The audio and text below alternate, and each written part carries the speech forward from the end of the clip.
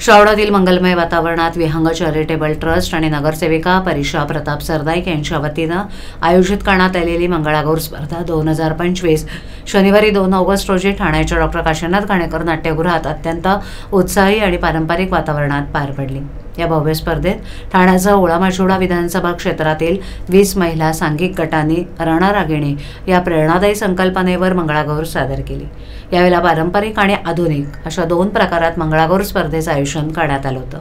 एका छोट्या प्रमाणात सुरू झालेली ही मंगळागौर स्पर्धा आज एका भव्य स्तरावर पोहोचली आहे। महिलांच्या कलागुणांना व्यासपीठ देण्याच्या उद्देशानं आयोजित केल्या जाणाऱ्या या मंगळागौर स्पर्धा उपक्रमानं दरवर्षी नवे मापदंड प्रस्थापित केले जातात। यंदा पुण्यश्लोक राजमाता अहिल्यादेवी होळकर यांच्या 300व्या जयंतीनिमित्त रणरागिणी ही संकल्पना मंगळागौर स्पर्धेसाठी देण्यात आली होती। या संकल्पनेच्या अनुषंगानं प्रत्येक गटानं सादरीकरणातून जिजाऊ, अहिल्यादेवी, झाशीची राणी, ताराराणी यांसारख्या विविध रणरागिणींचे प्रभावी चित्रण आपल्या कलेतून सादर करून मानवंदना दिली। या मंगळागौर स्पर्धेची सुरुवात संस्कृती फाउंडेशनच्या विद्यार्थिनींनी सादर केलेल्या गणेश वंदनेनं झाली।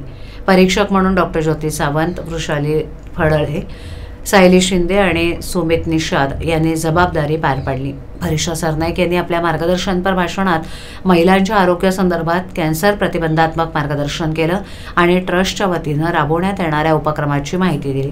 यावेळेला प्रत्येक महिला संघानं रणरागिणी संकल्पनेला अनुसरून परंपरा आणि सामाजिक जागृती या दोहांचा संगम साधून अतिशय ऊर्जेनं आपली कला सादर केली। विशेष म्हणजे डवलेनगर येथील श्री स्वामी समर्थ ग्रुपमधील 60 वर्षावरील ज्येष्ठ महिलांनी अतिशय उत्स्फूर्तपणे त्यांची कला सादर केली।